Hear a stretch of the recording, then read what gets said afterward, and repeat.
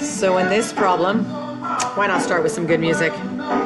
When I see the word interval, interval reminds me of focusing on the x. So I'm going to focus on key values, and I didn't even put a y value. It's like I knew y wasn't important. Negative 5 comma, who cares? Negative 2 comma, who cares? 2 comma, who cares? 4 comma, who cares? And 5 comma, who cares? So what they want to know is what are the intervals that it's increasing. So it's increasing from negative 5 to negative 2. And it's increasing from 4 to 5. Decreasing means it's going down. It's going down from negative 2 to 2. And constant means it's not going up or going down. And that's from 2 to 4. Let's make sure. Up, down, constant, up. Okay? All right. This is going to be a mouthful on this one. So in this problem, what it's saying is that there's an f of x and there's a g of x. So it looks like all of this represents f of x, and then it looks like this represents g of x. So I think they're going to be asking, it looks like they're asking questions about comparing f of x and g of x. The great thing is, even though there's a table, they wrote the zeros and they wrote the vertex. And then why don't I write the y-intercept? 1, 2, 3, 4, 5. So the y-intercept is 0, 5, but I knew that because it's right there. But let me write that. So maybe I'll find out some of that stuff here. So let me divide this by negative 1. I get x squared minus 6x plus 5, x minus 1, x minus 5. So I found my zeros. So my zeros for g of x are 1, 0, and 5, 0. If you remember to get the y-intercept, I mean, they already told it to me here, but for this one, I would plug in 0 and 0. So that means that my y-intercept would be 0, negative 5. Okay, that's why I got my y-intercept. My vertex, I know that I know there's like a rule for figuring out vertex, that negative b over 2a thing, and I guess I could figure that out. But I'm more of a visual learner, and I know that if that's my 1 and my 5, and those are my zeros, and this thing is going down, my vertex has got to be up here at 3 comma something positive, right? So I know that's going to be my vertex. What I could have also done that by going negative 6 over 2 times a, which is 3.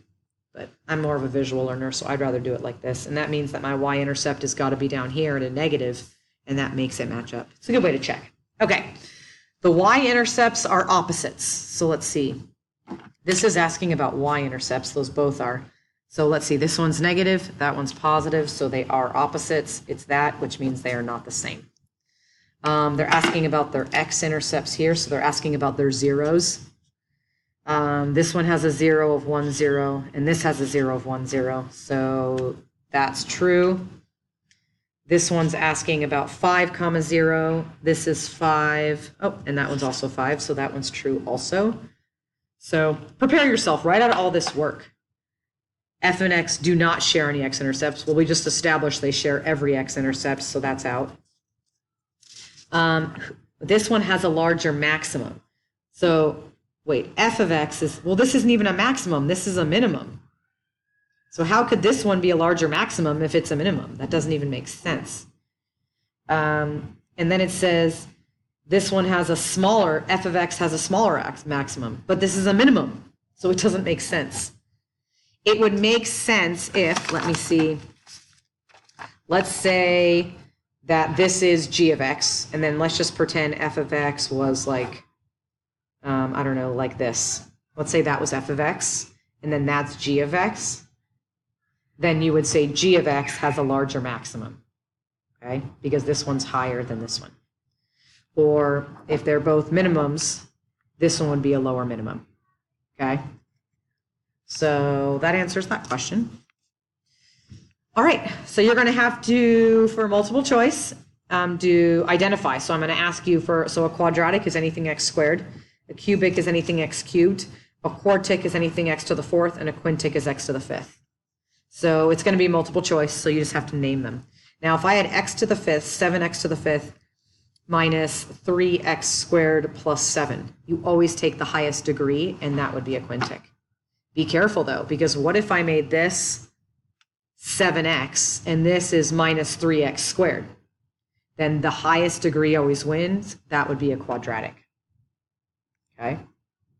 So be aware of those types of things when you're getting multiple choice. All right, let's see.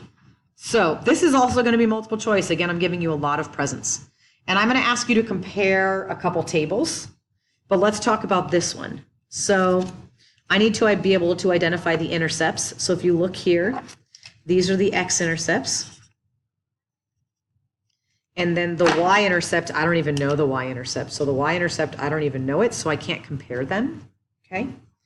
The end behavior, well, I'm going to fake graph this so I can get an idea of what it looks like. Negative 5, 3, negative 4, 0, negative 3, negative 1, negative 2, 0, negative 1, negative 3. I know it's a super bad graph, but what I do see is that this table, the parabola is going up.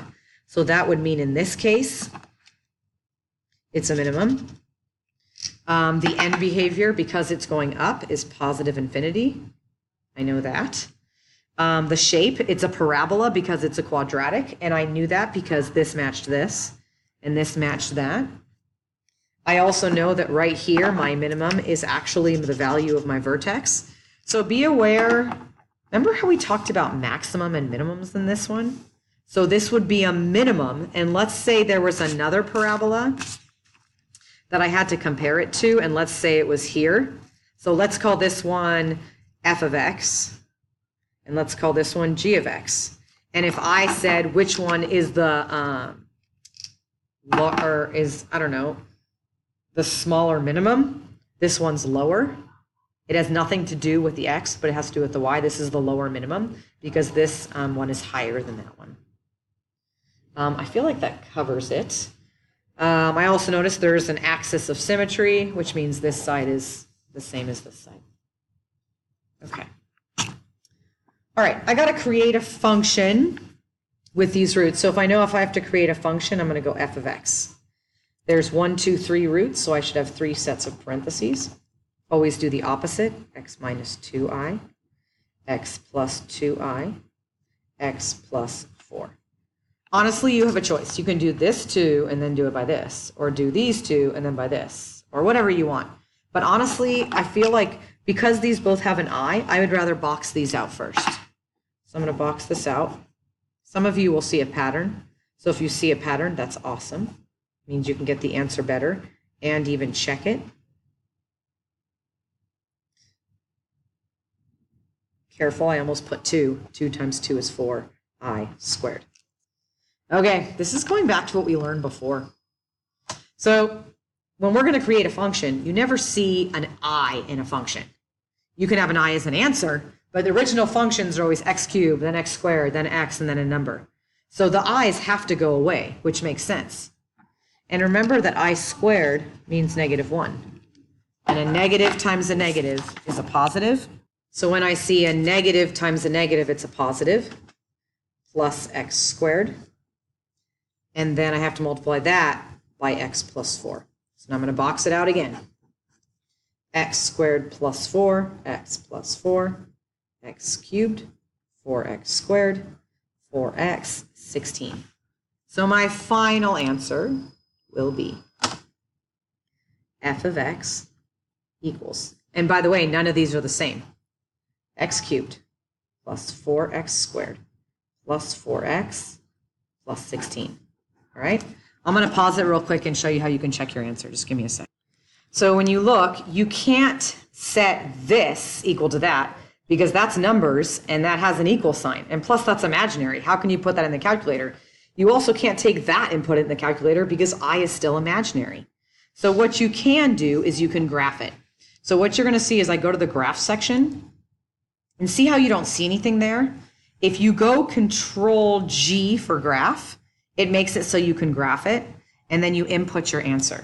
just for time, I already inputted what I got, x cubed plus 4x squared plus that, and I press enter. Now, if you look really closely, let me see if I can zoom in a little bit. I think I need to change the brightness. Oh, I think we're okay. You see how right here it crosses at -4? And isn't -4 one of my roots? So let's look down here. Cool, -4 is my root. Well, how do I check my imaginary answers? Well, I can't be perfect on how imaginary it is, but what I do know is if it's a cubic, it shouldn't be touching this anymore because it has to do this. So if I go control, let's see if I can go menu, zoom, and I zoom out. This is if you have a lot of time on your hands. And I feel like it should be somewhere up here. I have no idea. Let's see if it does it. Do you see how it does that? So what it did is it went here and then boom. Another thing I can do is I could check my y-intercept. Well, my y-intercept represents my last number, which is 16. So if you look right here, I should have 16. So let me go control T to show you a table because this is now confusing. So if you go control T for table, see how it says 0? Oh, you can't, so let me zoom it in. This will take practice, so just come in and ask. You get 0, 16. So I feel like I've checked it all the ways. This isn't something that's crucial. Now, by the way, if you want your table to go away, you just have to hover and touch the graph again, and then go control T, and it gets you back. Now, by the way, let's say you have to graph something else, but this graph got all messed up. Go menu, actions, or no, go zoom, and you go standard. Okay, this is only to check it, okay? This is only to check it, so you're fine if you don't get it right. Okay, I mean, as long as you get it right, you don't have to know how to check it, okay? So there's page 1, and we're able to check that. I can't really check this in the calculator, but what I could do, actually, I could check this in the calculator. So if I wanted to check this one, let me go control G for graph. I'm gonna press the up button because I want this to go away. That's my previous one. And I'm going to type in -x squared plus 6x minus 5. So I have that there. And if you look, let me zoom in. I got my zeros were 1 and 5. And if you look, it touches at 1, 2, 3, 4, 5. Perfect. I could also go menu. I know I'm showing you a bunch. Trace, graph trace. And what it does is, see how you got a 0, -5?